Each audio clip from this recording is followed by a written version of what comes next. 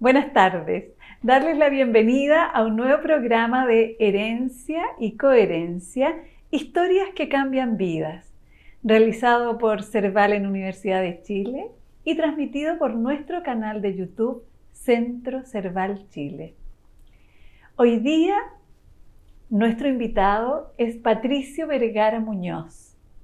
Él es profesor de Estado de Artes Plásticas y magíster en Humanidades y Artes. Ha sido docente en educación básica, media y universitaria a nivel público y privado, con una larga trayectoria. Es un formador de artistas. Patricio, un gusto tenerte hoy día aquí con nosotros. Muchas gracias.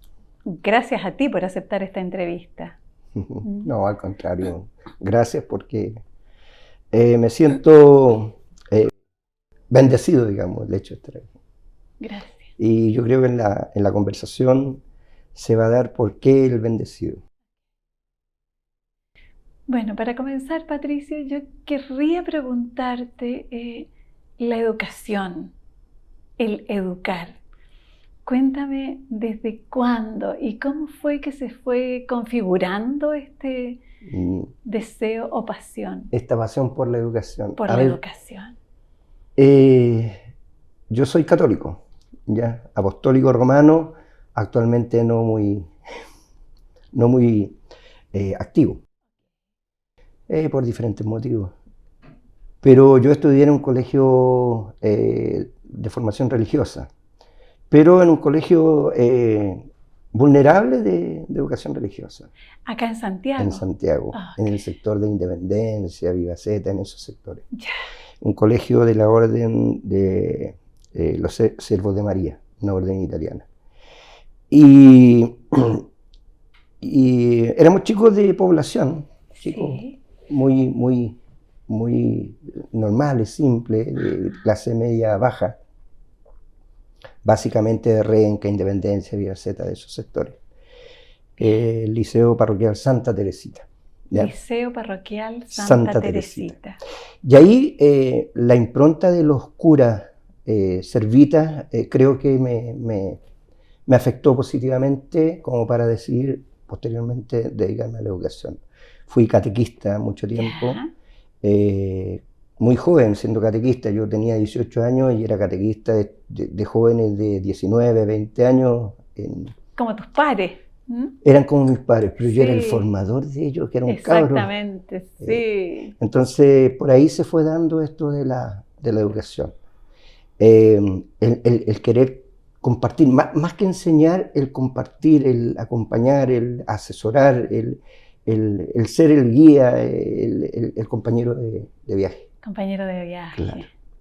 Y por ahí fue surgiendo. Ajá. ¿Y de niño cómo eras? Pelusa. Era muy pelusa, no, sí, de verdad. Hay una experiencia que te voy a comentar y que yo le he comentado muchas veces porque mis alumnos, ya cuando yo le he comentado de esto, me dicen, no puede ser. Yo estaba en kinder.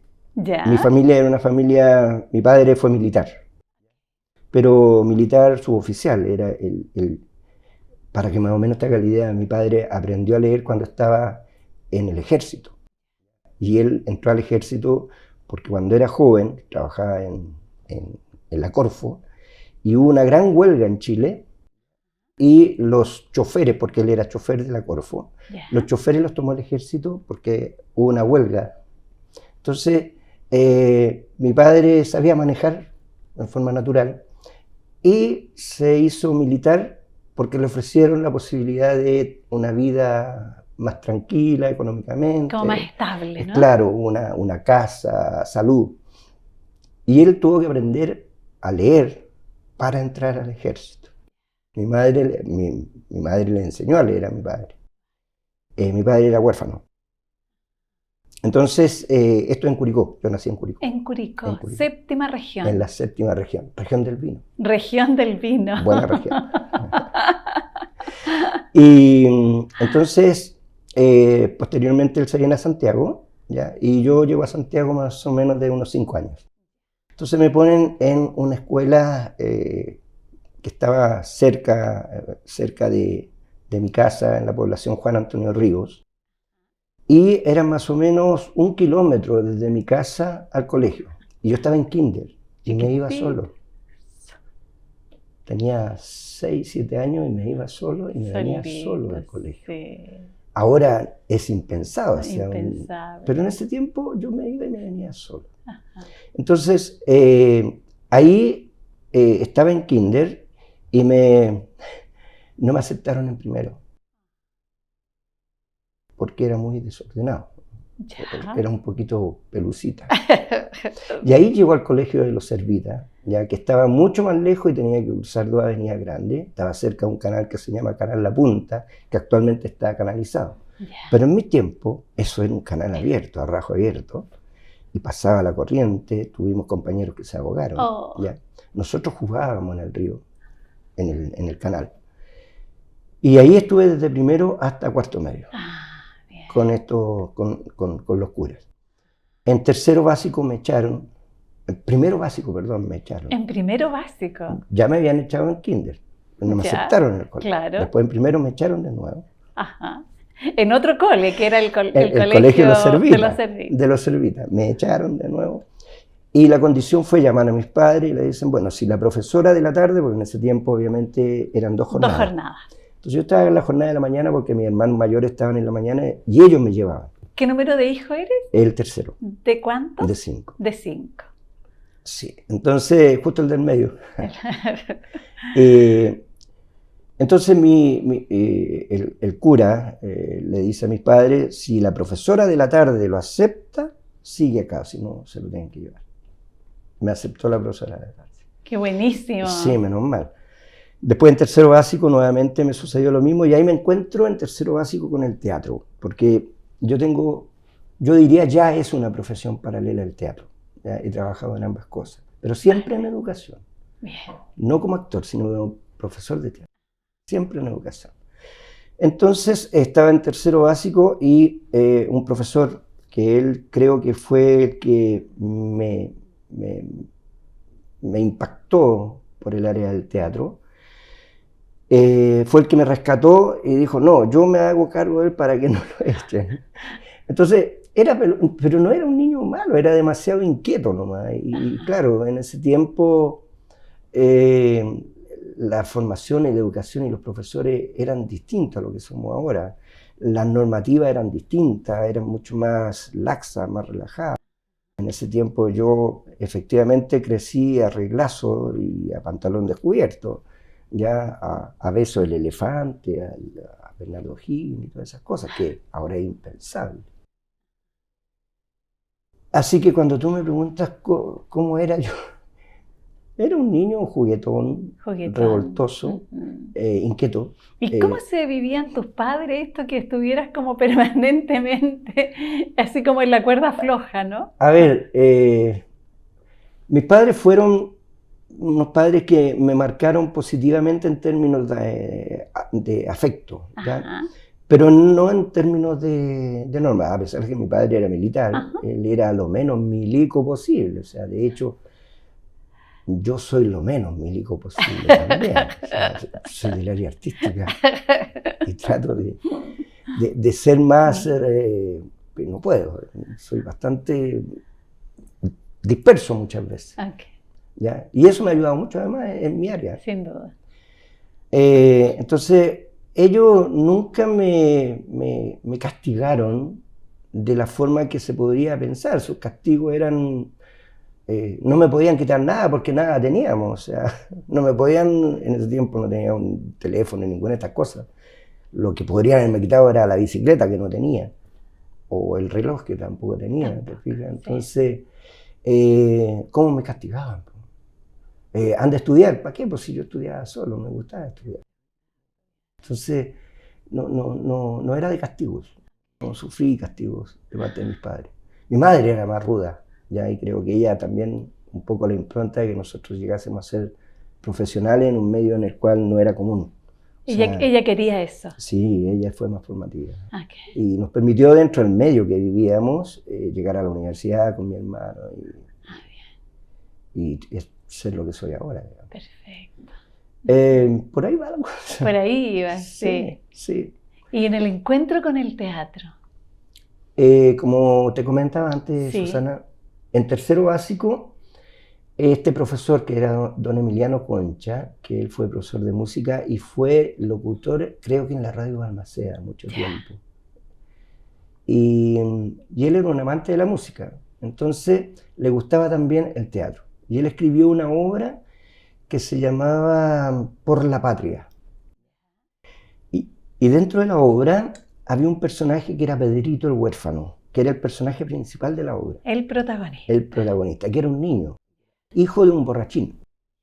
Entonces los personajes principales eran el borrachín y Pedrito.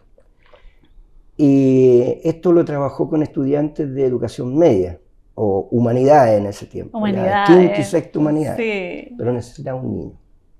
Y ahí fue cuando me rescató de esta situación que yo te comentaba antes. Este peluzón, me imagino, este peluzón me sirve. Y ese Pedrito lo hice hasta segundo año medio. Desde tercero básico a segundo medio, porque recorrimos prácticamente muchos colegios de Santiago. Fuimos incluso a dar una función al Instituto Nacional. Y después otro profesor que también después fuimos colegas, que era un profesor de matemática, que también muy cercano al profesor Emiliano, continuó con la obra. Y él me llamó cuando estaba yo en segundo medio, entonces era como, Pedrito ya no era Pedrito, era Pedrito como, ya no era como Pedrito. Pedrazo, vamos. Y él me acercó al teatro. Y ahí empecé a buscar bibliografía, a ir al teatro. ¿Ya? Mis compañeros les gustaba ir al cine, yo prefería ir al teatro. A mis compañeros les gustaba leer, no sé, revistas, yo prefería leer una obra de teatro. Claro. Y ahí me fue acercando al teatro. Bien. ¿Y cómo decidiste estudiar y formarte? Bueno, primero yo me gustaba mucho educar, ¿ya? Pero mi dirección era la educación o el teatro, por ahí. Okay. Y cuando yo le comento a mis padres, quiero estudiar teatro militar, sin una formación académica importante, mi madre era una mujer que estudió hasta sexto básico. Ajá. ¿Cómo se llamaban o se llaman mi padre tus padres? Se llamaba Humberto. Humberto. Y mi madre Margarita. Margarita. Sí, nombre hermoso. Sí. Sí, Margarita. Y cuando les digo que yo quería estudiar teatro, puedo ser... sí. ¿Cómo hay estudiar eso para maricones? Me lo dice mi padre. Papá. No, papá, yo... Si le hubiese dicho que me habría gustado ser bailarín de ballet, ahí me echan de la casa. Te echan, ¿no?, de la casa, claro. No, teatro no. Por ningún motivo. Definitivamente no. Y una de las veces en que mi padre lo he visto más fuerte fue cuando me dijo, no, teatro no. Entonces un cabro que no tiene recursos económicos, que no puede, pero sí que podía entrar a la universidad, ¿qué carrera elijo en donde pueda compatibilizar ya lo que me interesa, que es el teatro? Que me acerque. Y ahí pensé en la educación en serio, en forma definitiva. No existía la carrera de pedagogía en teatro, eso es algo muy nuevo, ¿ya? Nuevo más o menos 10, 15 años atrás, más no, como carrera, ya como formación post-título. Entonces, el arte. Y como me gustaba dibujar, nunca fui un prodigio en el arte, no lo fui, porque no soy artista, yo soy formador de artistas, soy profesor, y a mucha honra y con mucho orgullo. Entonces decidí ser profesor. Ahora, el problema era si entraba a la Chile o entraba a la Universidad Técnica del Estado en ese tiempo. Yeah. Y ahí yo dije, si voy a la Chile tengo que dar la prueba, y en la prueba no me va a ir muy bien, porque realmente la gente que daba la prueba de arte en ese tiempo eran gente que son artistas, que realmente tienen la habilidad para... Sí. Entonces yo dije, no, yo quiero ser profesor de arte. Y ahí, y como en la Universidad Técnica no se daba prueba de arte para entrar, y se entraba directamente, con mi puntaje entré Genial. al tiro. Y ahí seguí hasta que terminé la carrera. Pero en primer año, ¿y hay teatro acá? Sí, pues había teatro. Lo que fue la herencia del Tecnos, ¿ya? La herencia del Tecnos, que eran los talleres de teatro de la Universidad Técnica del Estado. Y ahí entré. Entonces, tengo una formación académica teatral, pero no formal, sino que a través de talleres. Perfecto. Como atelier. Como, claro, o sea, y tuve grandes maestros. A propósito de Florencia, ¿no? Sí, qué linda Florencia. Volvería. O volveríamos con mi esposa. Así es que ahí decidí ya definitivamente entrar y la carrera me encantó, me gustó, porque era lo que quería. Quería ser profesor de arte. Tuve la posibilidad de hacer teatro como un hobby, y un hobby que se transformó en una carrera paralela. Perfecto, perfecto. Y ahí hacía mucho rato que ya habías dejado de ser pelusa, ¿no? Sí. Es que nunca fui un peluzón, o sea, era un pelucita. Un pelucita. Sí, yo creo que más que nada era la inquietud, era muy inquieto, era demasiado inquieto, o sea, de estos que cuando la profesora llegaba, digamos, y todos se paraban, yo me paraba arriba de la mesa, porque quería recibir a la profesora y también, ¡eh! O sea, ese, a lo mejor un poco más allá, un poco más expresivo que mis compañeros. Ajá. Y eso llama mucho la atención, pues, y a veces se considera disruptivo. Pero eso también me ha ayudado mucho como profesor, porque muchos de estos chicos disruptivos ya han sido aliados míos, o sea, han sido chicos a los cuales yo también he podido conducir también. Sin duda. Sí. Mi historia ha ayudado también a estos niños. Bien. Y ahí, tengo ejemplos muy lindos en ese sentido. Ajá. Bien. Por ahí va. ¿Por qué de profesor? Ahí va el porqué de profesor. Y toda mi vida he trabajado como profesor. Nunca he dejado. Yo, dentro de mi carrera, yo me jubilé en el año 2023. Ya me jubilé porque, por una situación particular que la podemos comentar también, y porque ya cumplía los 65 años. Ajá. Entonces aproveché la instancia de jubilar en ese tiempo. Yo era director de una escuela, llevaba 8 años como director en esa escuela. Entonces la posibilidad era que esa escuela pasara a ser parte. Esto es una historia muy buena por un lado y muy triste por otro lado, digamos. Escuela de las Artes y la Tecnología Maipú, ajá, que es donde terminé mi carrera como profesor de arte, no como profesor, como director. Y resulta que esa escuela tenía una situación irregular en términos administrativos. No tenía reconocimiento del Estado. Okay. Tenía solamente reconocimiento en 7º y 8º. Y la educación media, los estudiantes daban prueba de validación. Nosotros funcionamos en la ciudad satélite de Maipú. ¿Sí? Yo estuve desde el 2014 hasta el 2021. Sí, el 2019, el 21 comenzó la pandemia. Sí. Hasta el 2019 estuvimos en la ciudad satélite. Incluso el 2021, sin estudiantes, porque como era pandemia, hacíamos clases online. Y nos fue muy bien en esa escuela y empezó a aumentar la matrícula. Pero funcionaba en una casa pequeña. Entonces ya no nos cabían los chicos cuando teníamos que volver. Y como no teníamos dónde, la nueva administración, que fue la administración que llegó después con el actual alcalde de Maipú, con Bodanovich, esa administración se vio con el problema de qué hacemos con esta escuela, que no tiene edificio. ¿Dónde lo llevamos? O sea, no tenemos plata tampoco para construir un edificio porque la municipalidad tenía, y de hecho ya entregó el colegio al SLEP. Entonces, no podemos construir un edificio y después regalarlo, entregarlo. No estaban los medios. Así que, ¿qué pasó? La escuela entonces pasaba a ser parte del Liceo Maipú.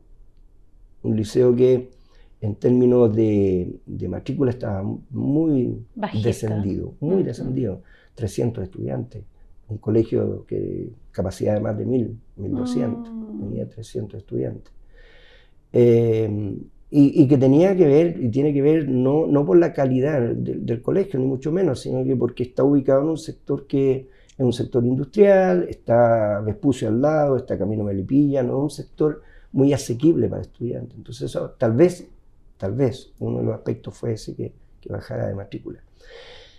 Y entramos en conversaciones en 2022 y nos dan el ala sur poniente ya del Colegio Maipú. Y ahí nos instalamos, ya en 2022.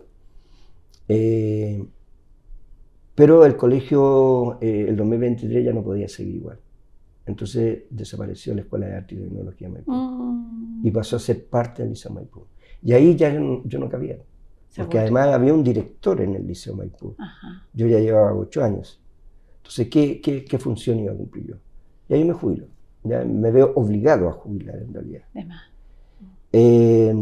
Entonces, yo terminé como director de esa escuela y antes fui director en un colegio, 6 años director en un colegio en Puente Alto.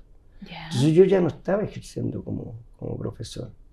Pero sí siempre seguí en la universidad y en algunos colegios por horas chiquititas. Por ejemplo, fui profesor del colegio alemán de teatro durante 22 años. Del colegio Pedro de Valdivia fui profesor de teatro durante 25 años. Siempre en paralelo. Siempre en paralelo, sí. Complementando horario. Entonces yo fui profesor de artes visuales hasta el año 2007 en el colegio Apoquindo. Ajá. De ahí me retiré y me fui como director de Puente Alto. Okay. Ahí comenzó mi carrera de director hasta el año 2023 que te comentaba. Ajá. Y el 2024 se dio la posibilidad de volver al aula. Imagínate, ¿cómo te lo viviste? Bien, porque el que nace chicharra muere cantando. ¿Y cómo ha sido el vínculo con tus estudiantes? Es extraordinario. Extraordinario. Sí, yo no sé si seré un profesor atípico. Ajá. No lo sé, no quiero calificar a mis colegas, ni mucho menos, al contrario. Tengo colegas jóvenes que son buenísimos, son cabros que tienen... Bueno, me proyecto yo cuando era joven también. Pero tienen problemas que yo a lo mejor no tuve en ese tiempo, que es la nueva... o sea, el nuevo tipo de estudiante en Chile. Y la normativa, que también es mucho más restrictiva para los profesores. Ha cambiado mucho la educación en Chile. Y está un poquito más complicado. Y yo sigo siendo el profesor igual que antes. Entonces soy un poquito atípico. Soy el profe que los cabros te toman, muy de piel. Muy de piel. Muy de piel. Tal vez por la asignatura también. Seguro. Sí, seguro. Porque es más cercana. Claro, y en ese sentido, ¿qué significa el cuerpo para ti? Bueno, el cuerpo es una creación maravillosa, lo dijo Leonardo da Vinci, ¿ya? Y todos los griegos. El cuerpo es, es un instrumento de trabajo para algunos, para otros es, estaba leyendo de lo bello y lo sublime de Kant, es inspiración, es vida, el cuerpo es motivo. ¿Ya? Para los artistas es un motivo precioso. El cuerpo humano es un templo. Genera vida, tiene vida. Por eso hay que cuidarlo, hay que quererlo. Y no tenerle miedo tampoco. Ahora, sí es cierto que uno como profesor tiene que tener mucho cuidado, porque mi mano al tocar a un estudiante tiene una connotación distinta a lo mejor al que podría tener otra persona. Y eso también muchas veces la gente lo puede calificar de forma distinta. Y a mí me pasa al revés, a mí los chicos me vienen y me tocan. Claro, porque sienten como la necesidad de acercarse. En el colegio donde estoy actualmente, que volví a trabajar el año 2024, como profesor de artes visuales y de teatro. Y de teatro. Sí. Tengo electivo en cuarto medio de diseño de arquitectura y de teatro. Tengo estudiantes que le hago 12 horas en la semana.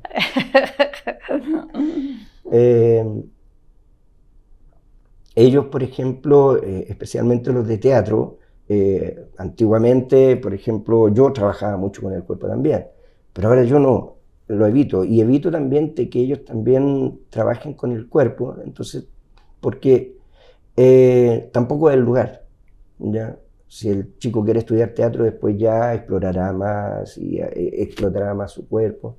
Yo tengo que pensar también en la parte fisiológica, porque se puede causar un daño en el niño haciendo ejercicios que a lo mejor en la universidad sí pueden hacer. Perfecto. El cuerpo es motivo para hablar mucho. ¿Cierto? Sí, sí, los sí. tratados de anatomía de Leonardo da Vinci son preciosos. Sí. Yo me preguntaba, es como, porque tener estudiantes con cuerpo es distinto de solo tener las cabezas de los estudiantes en el aula, ¿verdad? Sí.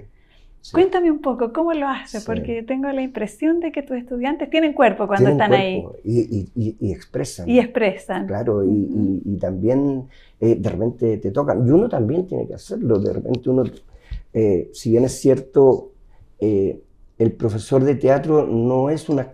A ver, quiero expresarme bien. Sí. Yo no estudié teatro formalmente, ¿ya? A pesar de que tuve buenos maestros, incluso tuve la suerte de ser alumno de Jorge Díaz, ¿ya? En unos talleres de teatro que hizo para profesores, yo fui alumno de Carlos Genoese, que trabajaban juntos. Ajá. O sea, Jorge Díaz, el padre del teatro del absurdo en Chile. Entonces, yo profesor de teatro, no actor enseñando teatro, es distinto. Sí. Creo que el actor no lo toma más desde su oficio, desde su profesión. Por lo tanto, él es más expresivo, trabaja más. En cambio, yo, lo mío es más formativo. Estás en otra posición. En una posición distinta, sí. de profe, no sí. de actor haciendo teatro y que los niños hagan lo mismo. Entonces, chicos, hagan lo mismo que yo, no. Yo lo que trato es que ellos saquen, que ellos hagan. ¿Te fijas? Ahora, igual en muchas ocasiones uno tiene que demostrarlo también, porque yo también hice teatro, si estuve en la universidad, en la técnica hice y actué y todo el cuento. Y uno quisiera que los chicos hagan lo que uno cree, pero también te das cuenta que ellos tienen más potencial que uno. Sin duda. Y hay que explotarlo en ellos, no lo que yo quiero. O sea, esta cuestión, a ver, uno tiene que querer lo que hace y no hacer lo que uno quiere. Es un principio de educación. De más, sí. Sí. Bien. Entonces, sí, los profesores de matemáticas de repente tienen que desarrollar más la mente, más ejercicio mental, no el cuerpo. Los de biología tienen que conocer el cuerpo, ¿ya? Pero más que la exterioridad, el interior, pero físico. Sí. Yo tengo que explorar el interior emocional, racional, expresivo, y el cuerpo físico también. Y el cuerpo físico. El cuerpo físico Todos también. los cuerpos. Todo el cuerpo. Todos los cuerpos. Todos los sí. cuerpos. Patricio, ¿cómo se vivieron tus padres, tu familia, el momento en que te titulaste de profesor? Bueno, yo creo que ellos se sintieron más orgullosos que yo. Yo me sentí muy orgulloso de terminar mi carrera, porque además yo me casé muy joven, yo estaba estudiando cuando me casé. Y para ellos el casar, cuando yo me casé, para ellos fue como, pucha, como que se quebró algo. Yo dije, no, yo voy a seguir y voy a seguir estudiando y todo lo demás. Pero como te digo, de una familia clase media baja, yo tenía que empezar a pensar, tengo que seguir estudiando y tengo que empezar a mantener mi familia. A producir. Sí, para producir. Entonces ellos pensaron que yo no iba a terminar mi carrera. Ya, porque yo fue el año 79, estaba en tercer año cuando me casé. Tercer año de universidad. Una carrera de 5 años. Entonces ellos pensaron que no iba a terminar. Yo dije, no, sí voy a terminar, no sé cómo, pero voy a terminar. Entonces cuando terminé mi carrera, para ellos, yo fui el hijo que obtuvo, porque tengo otro hermano, que lamentablemente falleció, que él estudió licenciatura en lenguas árabes. Imagínate. bachiller en lengua árabe en la Universidad de Chile, que era una carrera muy desconocida, muy rara, y que tuvo la posibilidad de entrar por el puntaje que sacó, no sacó un gran puntaje. Entonces, con ese puntaje pudo entrar a la Chile, pero él fue el primero que entró a la universidad. Pero yo fui el que saqué un título más socialmente más valorado que el de profesor. Entonces para ellos fue un orgullo. Tenemos un hijo profesor, un hombre que aprendió a leer en sexto básico, en tercero básico, que huérfano a los 8 años y de ahí prácticamente era un guachito, igual que cuando estuvimos hablando de la obra de Roberto Parra que se dio, ¿cómo se llama? La que dirigió Willy Semler, ya me voy a acordar. Que es la historia de los guachos. ¿Ya? Mi padre fue un guacho de campo. ¿Ya? Entonces, para él tener un hijo profesional y que estudiara en la universidad, y en ese tiempo a la universidad se entraba por puntaje, no existía la educación privada a nivel universitario. Entonces, para ellos fue un orgullo grande. Entonces, yo lo sentía y lo veía. Es que mi hijo es profesor. Claro. Entonces, para una familia pobre que se abre este mundo a un profesional en la familia, sí, fue muy valorado. No, y después me acompañaron en algunos éxitos y algunos logros que vinieron después hasta que fallecieron. ¿Y cómo fue la pérdida para ti? Fuerte. Mi padre fue un ejemplo de vida, un hombre muy bueno, un hombre muy transparente, a pesar de que él fue parte de la dictadura, pero no parte de la dictadura que todos hemos visto, porque él era un soldado que manejaba camiones, ¿ya? Pero tiene que haber vivido también momentos horrorosos. No es el tema a lo mejor de la conversación, pero yo también viví la dictadura. Sin duda. Y en la Universidad Técnica del Estado. Sin duda. ¿Ya? Entonces, para él también tiene que haber sido muy fuerte. Y más aún, no transmitirnos a nosotros lo que él debe haber vivido, porque nunca lo supe tampoco, porque nunca nos comentó alguna experiencia que haya tenido.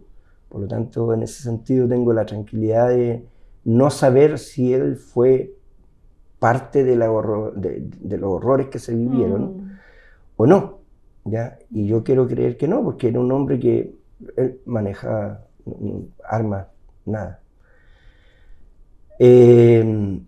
Entonces, bueno, es un tema delicado, en realidad. Complejo. Claro. Bueno, se me fue la onda, ¿dónde? La pérdida. Entonces mi padre fue un ejemplo para mí y ya siendo él jubilado, ya hace más de 25 años ya, un día se siente mal, empiezo a sentir yo profesional ya con mi esposa, yo tenía mi casa, auto, todo, mis hijos. Me dice, me duele un poco el estómago, ya siento algo aquí como que hubiese comido a cordero y se me pegó aquí en el estómago. Lo llevamos al médico, al hospital militar, y ahí la doctora nos dice, su padre tiene cáncer ¿cómo se llama? Al estómago, y esto es mañana, un mes, pero más allá de... no. Y la impotencia, o sea, ¿qué hacemos? Pues no, nada, se murió el viejo. Ya. Pero murió tranquilo, murió en familia. Él, yo creo que dentro de toda su mucho experiencia de vida, ya, pero poco bagaje en lo intelectual y todo lo demás, fue un hombre muy simple, muy sencillo, muy querido. Y para mí también fue una forma de vida que yo he tratado en alguna medida también de replicarlo. O sea, su impronta en mí ha sido, además que me parezco mucho a él. Fue el hijo que más, sí, y eso fue un gran ejemplo de vida. Y mi madre, por otro lado, ella siguió fuerte. Ya nosotros me quedaba una hermana menor, pero ya cuando ella se casó, se tituló, ella la diabetes se la comió. A mamá. Sí, y también falleció, también acompañada por nosotros, siempre estuvieron juntos. cosa que yo he replicado hasta el día de hoy. Yo me casé con mi esposa teniendo 21 años y ella 20, y hasta el día de hoy seguimos juntos. Entonces, compañera de ruta. hemos seguido un poco los derroteros que ellos siguieron en esa área. En esa área, claro, sí. Claro. Y como tú dices, pues yo, mi compañera de ruta, que es mi esposa de toda la vida, mi compañera, mi única polola prácticamente. Yo empecé a pololear con ella cuando tenía 18 años, porque quería ser cura. ¿Ya? Y ella me sacó. Sí, por los servitas, pues, Sí. No era una cosa fuerte, pero sí yo tenía dentro de mí el ser cura. Era como una posibilidad. Cura, profe. ¿Por qué no? ¿Por qué no? Claro. Y ella me sacó. Me sacó de ese camino. Exacto. ¿Y ella era compañera tuya? ¿Cuál No. es tu historia de amor? Ella estaba en tercer año y medio. Ya. Sucedió algo muy particular. Nosotros crecimos en el mismo barrio. Ajá. Ella también es hija de un milico. ¿Ya? ¿Por qué? Porque el barrio donde nosotros vivíamos había edificios de carabineros, de militares, de aviadores, ya en la población Juan Antonio Río número 2. Ya. Está 5 Norte saliendo de Santiago. Sí. ¿Ya? Por ahí está. Okay. Cerca del puente Manuel Rodríguez. Ya. ¿Ya? El histórico puente Manuel Rodríguez. Ajá. Entonces, ella estaba en tercer año medio, yo estaba en cuarto año medio. Y ¿Mismo cole? el ¿Otro mismo cole? colegio, Mismo colegio. ella estaba en tercero y yo en cuarto, y yo no la conocía. Yo era presidente de mi curso. ¿Ya? Y como presidente de mi curso de cuarto medio, en la semana, porque en ese tiempo se celebraba la semana en los colegios, ahora es un día con suerte, Ajá. la semana de los colegios. Organizaba muchas actividades, sobre todo en el área artística, que era lo que me interesaba a mí. Entonces, terminó las actividades. No, teníamos que celebrar el cumpleaños del cura director, Ya. que era el 27 de abril, Ajá. el mismo día de los carabineros. Ok. ¿Ya? El 27 de abril se celebraba el día del cura director, que lo queríamos mucho. Él fue una impronta muy fuerte para todos los teresianos, ¿ya? Para todos los que somos teresianos. El padre Marcelo María Frazón. Entonces, organizamos una gran fiesta. La fiesta era espectáculos, baile, danza, canciones, una cosa muy bonita, era un show grande, y al cura le regalábamos cosas, chalecos, ropa, que él la regalaba después porque era un cura, realmente un cura pobre. Coherente. Sí, sí, muy coherente. Ajá. A pesar de que fue doctor en filosofía, el tipo era siempre su chalita, el mismo chaleco, era un cura, de Era un verdad. cura, de verdad. Terminada esta farándula bonita, simpática, entretenida, el día sábado siguiente, si no me equivoco fue el 1 de mayo, en esa ocasión, o un día de eso, sábado hicimos una fiesta los que organizábamos. Y ella también andaba metida en sus cuestiones en su curso.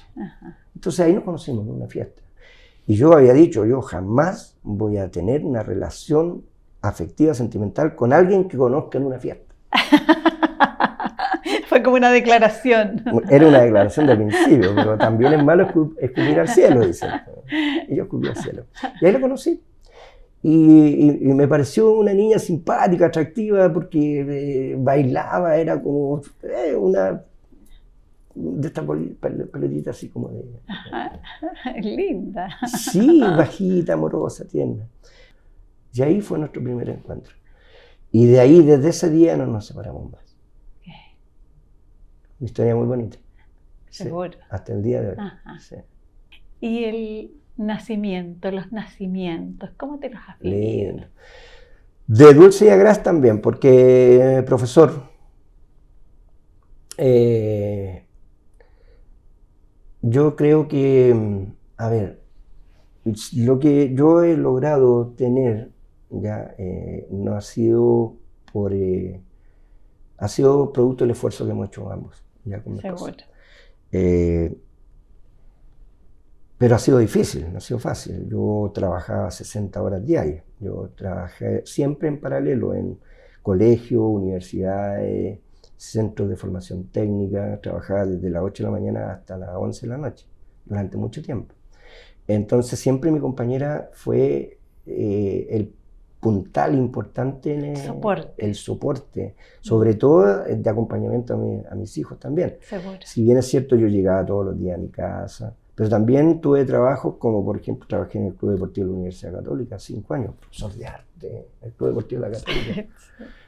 Pero también hay toda una historia ahí. Trabajé en Correos de Chile como monitor deportivo, me gustaba mucho el deporte. Seguro. Sí.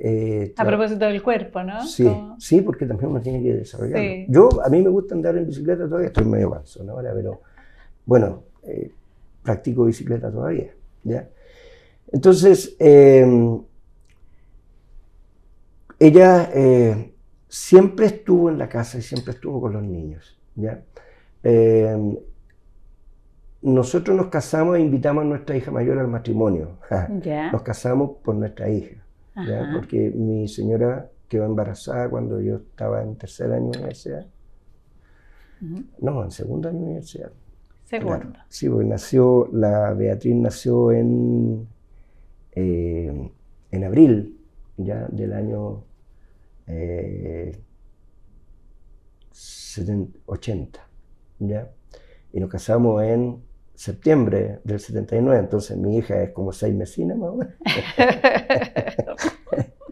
Entonces, la familia de ella y mi familia nos dijeron a ambos, ¿qué van a hacer? No, nosotros queremos seguir esta historia juntos, pues. Pero no es necesario que se casen, ¿ya? De hecho, mi suegra estaba muy molesta, enojada, obviamente, pues era su hija menor. No, nosotros nos vamos a casar. ¿Y de qué van a vivir? No sé, pues, de mi trabajo trabajaremos. Pero si no estáis... O sea, yo ya estaba trabajando como profe. El año 79 entré a trabajar. Actualmente mi hija tiene 45 años, ¿ya? Es directora de un colegio en Puente Alto, en San Bernardo, un colegio grande. Ganó concurso de alta dirección pública. O sea... qué orgullo, ¿no? Sí, para mí es un orgullo grande. O sea... ella en alguna medida ha seguido mis pasos y yo lo siento así también. Seguro. Hablamos de herencia y coherencia. Yo creo que la herencia más grande que yo tengo es mis hijos primero, en mi familia. De ahí viene el resto que ha sido muy bueno, pero los primeros son ellos. Y hasta el día de hoy mis hijos todos son ya profesionales, todos tienen... La menor no. La menor está en 6º año de Ingeniería Química en la Santa María. Genial. Termina ahora, el próximo año termina. Pero ella está trabajando para la misma universidad también, o sea, también salió busquilla la chica. Entonces ellos han seguido un poco la impronta nuestra. Y digo nuestra porque mi esposa, te digo, siempre me acompañó. Nació la Beatriz, pasaron 5 años y nació el Diego. El Diego tiene 40 años, ¿ya? Diego estudió pedagogía en historia, nunca quiso ejercer. Yo creo que en alguna medida estudió un poquito pedagogía en historia porque el papá era profesor, pero yo creo que él no tenía el espíritu para eso. ¿Ya? Pero hizo unos cursos de cajero de banco, ¿sí? Y actualmente trabaja en Mac Chile, esto de los computadores, iPhone, y él está a cargo de 2 o 3 regiones en una parte como contabilidad, algo así. Y trabaja online. Perfecto.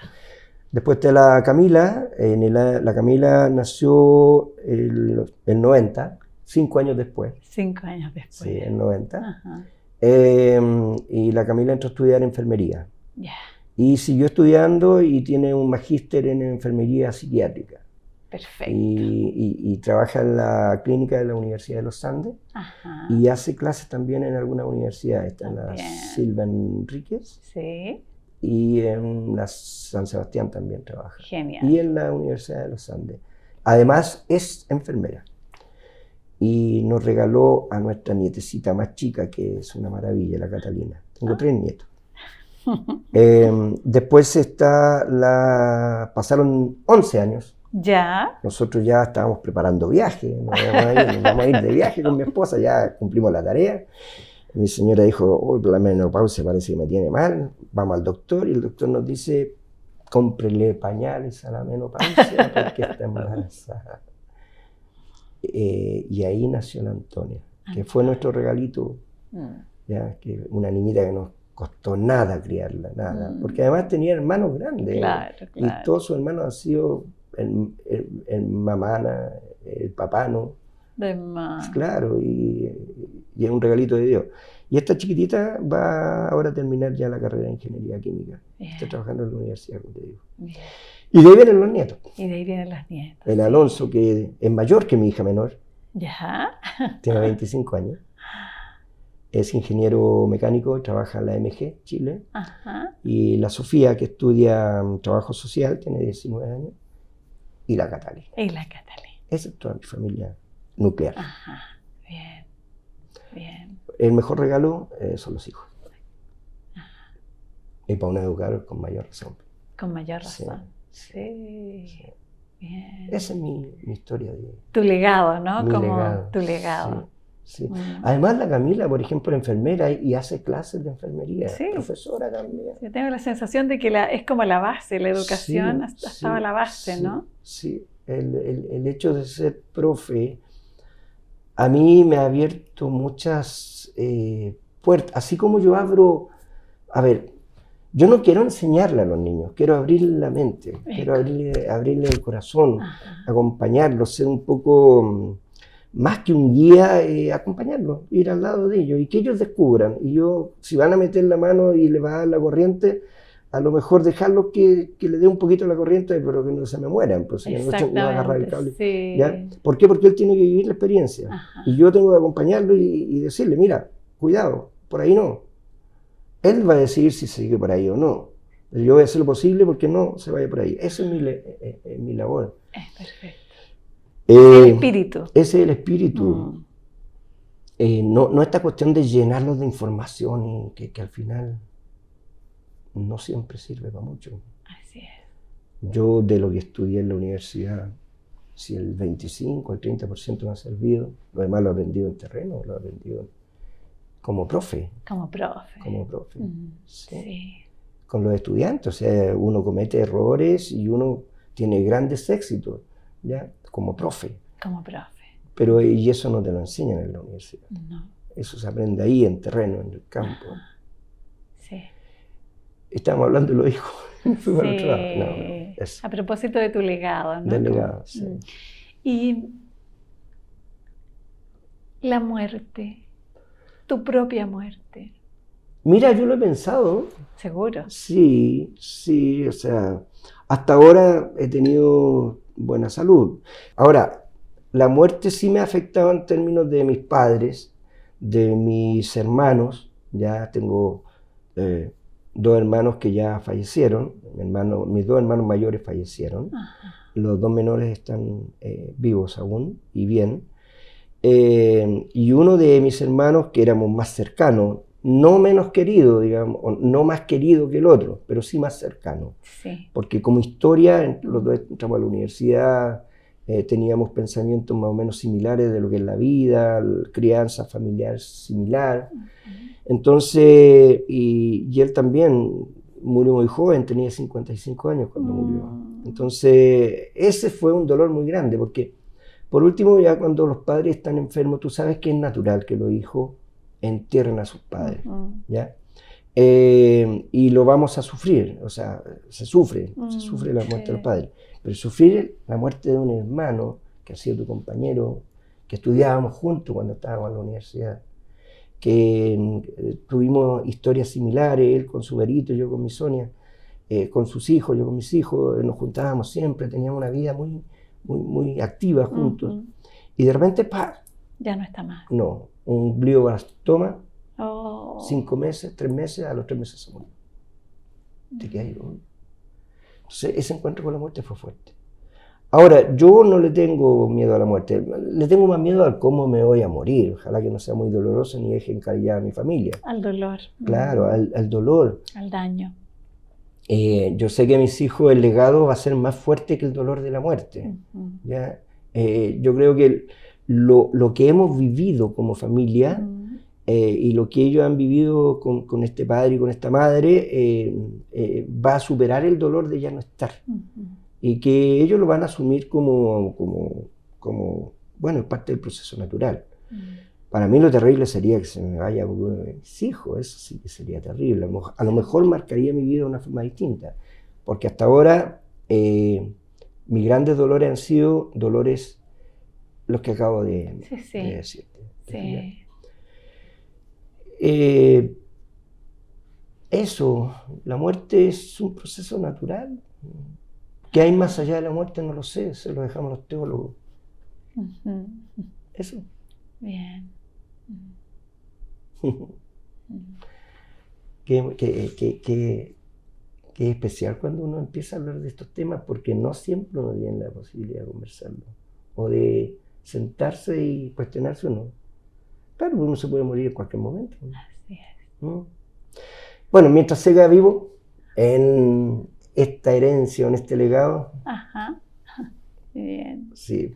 ¿Y qué ideas, a propósito de tu padre huérfano, qué ideas tienes de tus abuelos? ¿Qué contaba la historia? A ver, ahora que eres abuelo. Conocí solamente un abuelo, ¿ya? Que era materna. Materna. Claro, porque mi padre fue guachito. Huérfano, ¿ya? Sí. Su madre murió cuando él tenía como 8 años y de ahí su vida fue con tíos, con primos, ¿ya? Mis tíos eran sus primas, ¿ya?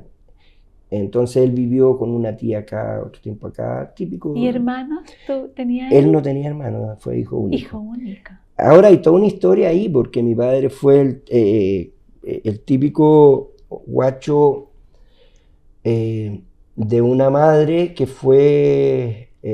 tuvo algún momento en su historia sentimental o de abuso, no lo sé, del hijo de un hijo de latifundista en la séptima región. Mi padre nunca quiso ir más allá, nunca nos dijo el nombre, todo lo demás, pero a mi padre le decían, por ejemplo, el rucio del Cardal. ¿Por qué? Porque al parecer los dueños tenían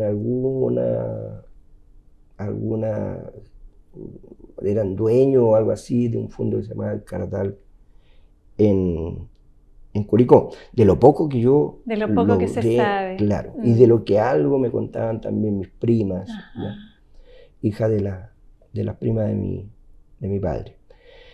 Él no tuvo padre, o sea, padre tuvo. Seguro. Claro, y su padre cuando quedó embarazada mi abuela, y esto me lo contó, digamos, la casi hermana de mi padre, que era la tía que nosotros íbamos a ver, la tía Tola, que lamentablemente falleció. Al padre lo mandaron a estudiar a España, justamente para que se fuera y no... Y mi madre, o sea, mi abuela crió al niño hasta los 8 años y hasta que se murió. Y se murió, no sé, por alguna enfermedad. Que no se sabe. No se sabe, nunca supe. Nunca supimos nosotros. Y de ahí mi padre, ahora, yo tengo un poquito una cara no tan media aria, un poco aria, yo era bien rubio, igual que mi padre, lo cual era muy raro allá. Seguro. Tal vez tiene que ver con eso. Tal vez tiene que ver con eso. Tampoco nunca he querido, ni me interesa tampoco andar en eso. ¿No? Seguro. No fue importante, ni lo va a ser importante tampoco. Lo que sí está claro es que llevas en tu cuerpo la historia, ¿no? Sí, yo creo que hay algo sanguíneo ahí. Seguro, sí. Yo a veces pienso también por qué me gusta la música clásica. Mi mamá escuchaba puros corridos mexicanos. Mi padre no escuchaba nada, no sabía de música. ¿Por qué me gustó la lectura? Yo tenía 13 años, estaba chico, fue antes de la dictadura, antes del golpe de Estado. Mi padre me hizo un carretón. En ese tiempo existían los Unicop, que después se transformaron, parece que en Unimark. Sí. Y en ese tiempo no habían carritos, entonces la gente iba y cuando salía con bolsas, nosotros nos poníamos con un carrito afuera o íbamos a la feria, un carro con rodamiento. Con rodamiento. Y cobrábamos 100 escudos. Sí. 100 escudos. Entonces le llevábamos las cosas a su casa. Y cuando ya el colmo de generosidad te daban 200 escudos, era mucha plata. Y yo con toda esa plata que junté me compré mi primera colección de libros, que fue Editorial Quimantú, que después fue prohibida. Genial. Claro. Y ahí empecé a leer siendo cabro chico, digamos. Música clásica, la Sí. lectura, ¿De el dónde arte. viene? No No sabemos. tengo idea. ¿Por qué estudié arte? No ¿Por qué me gusta sabemos. el teatro? Ajá. ¿Y cuál es tu opinión acerca del arte en la educación?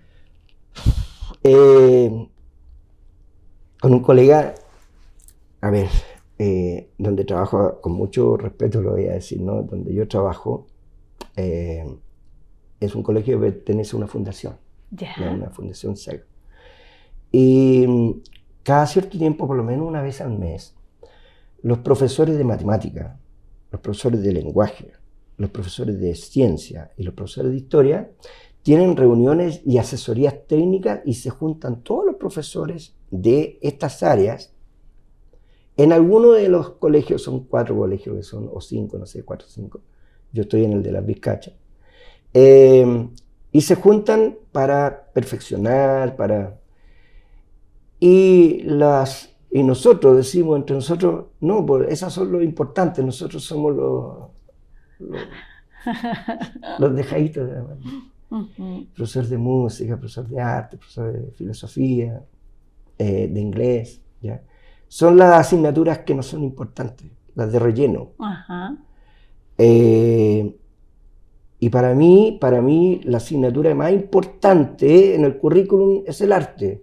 Sin duda. ¿Por qué? Porque es lo que alimenta el alma y es lo que alimenta la creatividad y le abre un mundo distinto a los estudiantes.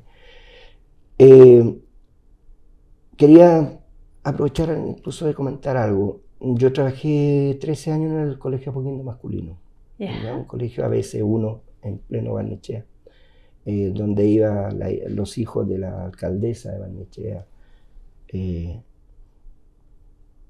Tuve estudiantes extraordinarios, ¿ya?